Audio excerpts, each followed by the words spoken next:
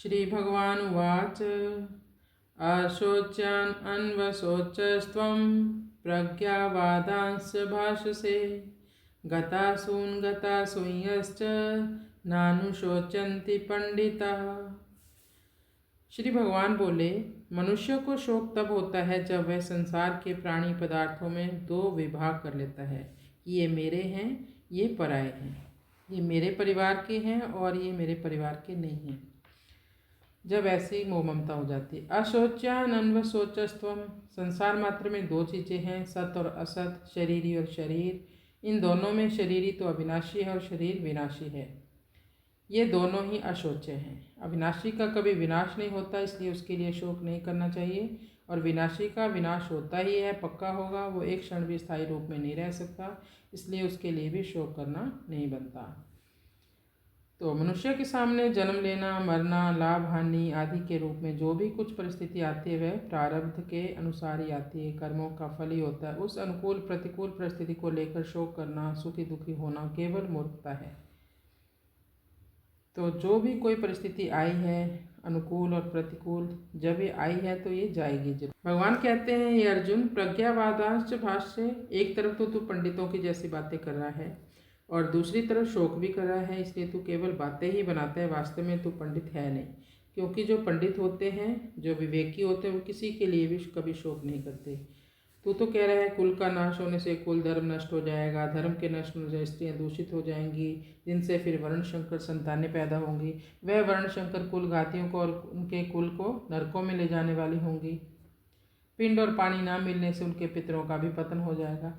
ऐसी तेरी पंडितों जैसी बातें यह सिद्ध करती हैं कि शरीर नाशवान है और शरीरी अविनाशी है। अगर शरीरी स्वयं अविनाशी ना होती तो कुलगातिर कुल के नरकों में जाने का तो भय नहीं होता, पितरों का पतन होने की चिंता नहीं होती। अगर तुझे कुल की और पितरों की चिंता होती है, उनका पतन होने का भय होता है, तो इसे सिद्ध होता है कि शरीर नाशवान है और उसमें रहने वाला शरीर ही नित्य है, सनातन है। इसलिए शरीरों के नाश को लेकर तेरा शोक करना बिल्कुल ठीक नहीं है। तो गतासून गतासूयश्च, ये जो हमें शरीर मिला है हमारा पिंड स्वरूप में, ये तो जाएगा एक दिन, एक ना एक दिन जाएगा, चाहे कितने साल जी ले, इसका नाश होना पक्का है। उनमें से किसी के पिंड प्राण जा चुके हैं, कोई जाने वाले हैं, इसलिए उनके लिए शोक करना नहीं बनता। तुमने जो शोक किया है ये तुम्हारी गलती है। जो मर गए हैं, तुम्हारे पितर, तुम्हारे बुजुर्ग, उनके लिए शोक करना तो महान गलती है, कारण कि मरे हुए प्राणियों के लिए शोक करने से उन प्राणियों को दुख भोगने पड़ते हैं। जैसे मृतात्मा के लिए जो पिंड और जल दिया जाता है वह उसको परलोक में मिलता है, ऐसे मृतात्मा के लिए जो कफ और आंसू बहाते हो तुम रोते रोते, वह मृतात्मा को परवश होकर खाने पीने पड़ते हैं।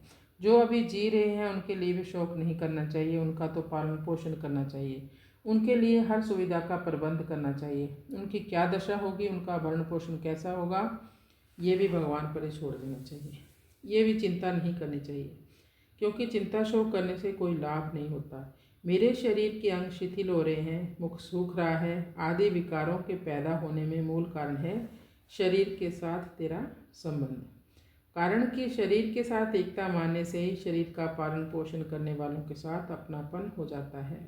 भगवान कहते हैं, अर्जुन, नानु शोचंती पंडिता, सत असत विवेकवती बुद्धि का नाम पंडा है। वह पंडा जिनकी विकसित हो गई है, अर्थात जिनको सत असत का विवेक हो गया, वे पंडित हैं। ऐसे पंडितों में सत असत को लेकर शोक नहीं होता, क्योंकि सत को सत मानने से भी शोक नहीं होता और असत को असत मानने से भी शोक नहीं होता। स्वयं सत स्वरूप है और बदलने वाला शरीर असत स्वरूप है। असत को सत मान लेने से ही शोक होता है, क्योंकि हमने शरीर को ही सदा रहने वाला मान रखा है। जो शरीर ही है उससे हम अपना मतलब ही नहीं जोड़ते, इसलिए हम दुखी रहते हैं। हम हमेशा यही सोचते हैं कि ये शरीर कभी ना मरे, कभी इसकी मृत्यु ना हो, कभी हमारे माँ बापों की मृत्यु ना, हमारी मृत्यु ना हो। तो ये बात को लेकर शोक करना तो नहीं बनता, क्योंकि ये तो नाशवान है, ये तो जाएंगे ही। तो एक भाग है शरीर का, एक भाग है शरीरी का, यानी शरीर में जो रह रही है वो शरीरी। दोनों एक दूसरे से सर्वथा संबंध रहित है, इनका कोई संबंध नहीं है दोनों का स्वभाव भी अलग है। एक जड़ है, एक चेतन है, एक नाशवान है, एक अविनाशी है, एक विकारी है, एक निर्विकार है। एक में प्रति क्षण परिवर्तन हो रहा है, आपके सामने देखते देखते हो रहा है, और एक में अनंत काल तक ज्यों का त्यों ही, कोई बदलाव नहीं होता। तो जब तक मैं देह हूँ यह भाव रहेगा, तब तक कितना ही उपदेश सुनते रहें, कितनी ही कथाएं ज्ञान सुनते रहें, सुनाते रहें और साधन भी करते रहें, कल्याण नहीं होगा। जो वस्तु अपनी ना हो उसको अपना मान लेना, और जो वस्तु वास्तव में अपनी हो उसको अपना ना मानना, ये सबसे बड़ी भूल है। हरे कृष्ण।